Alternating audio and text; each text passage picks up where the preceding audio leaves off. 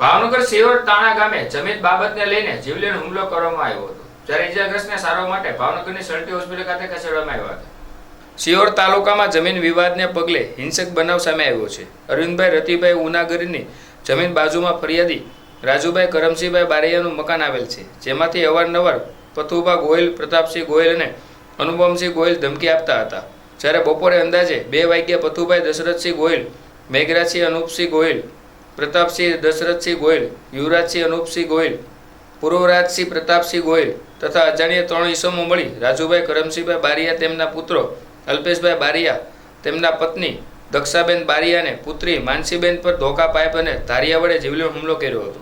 હુમલામાં ગંભીર રીતે ઘાયલ થયેલા રાજુભાઈ અને તેમના પરિવારજનોને તાત્કાલિક સારવાર માટે પ્રથમ સિયોર અને ત્યારબાદ વધુ સારવાર માટે ભાવનગર ખસેડવામાં આવ્યા હતા। હુમલાખોરો સામે અગાઉ અરવિંદભાઈ રતિભાઈ ઉનાગર દ્વારા લેન્ડ ગ્લોબિંગની ફરિયાદ પણ નોંધવામાં આવી હોવાનું જાણવા મળ્યું છે। હાલ હુમલા અંગે સિયોર પોલીસ દ્વારા ગુનો નોંધી તપાસ હાથ ધરવામાં આવી છે। મારું નામ દિનેશભાઈ કરમસિંહભાઈ બારૈયા, રહેવાનું ટાણા। દિનેશભાઈ, શું ઘટના બની છે? કોની ઉપર હુમલો થયો છે? કોણ? મારા અગ્ગા ભાઈ ઉપર, નાના ઉપર અને એના દીકરા ઉપર, અલ્પેશભાઈ ઉપર, એની ઉપર જીવલેણ હુમલો કરવામાં આવેલ છે। કોના દ્વારા કરવામાં આવ્યું? શું કારણ?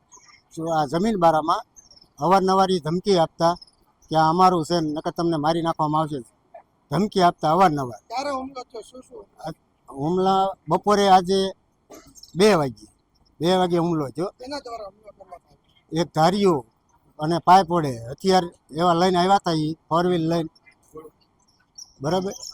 શું નામ શું છે? કેટલા જણા? એ 7 જણા હતા। 7 જણામાં એક શું પથુભાઈ, નામ છે? પછી યુવરાજસિંહ, પછી પ્રતાપસિંહ, મેઘરાજસિંહ અને પૂર્વરાજસિંહ। ત્રીજા 3 શખ્સો અજાણ્યા હતા, એના કાંઈ ઓળખતા નહોતા।